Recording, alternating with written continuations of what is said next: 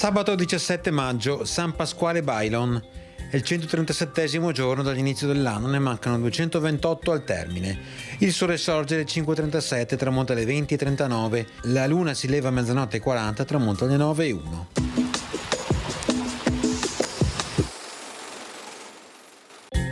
Il doge, Agostino Barbarigo, concede alle suore benedettine di San Giovanni Evangelista di Torcello di erigere nella loro chiesa una scuola di devozione intitolata Santa Barbara di Nicomedia. Fondato nell'anno 640 dal vescovo Mauro, San Giovanni Evangelista era il più antico convento di monache della Laguna Veneta. Fu chiuso pochi anni dopo la soppressione della diocesi di Torcello, avvenuta nel 1810.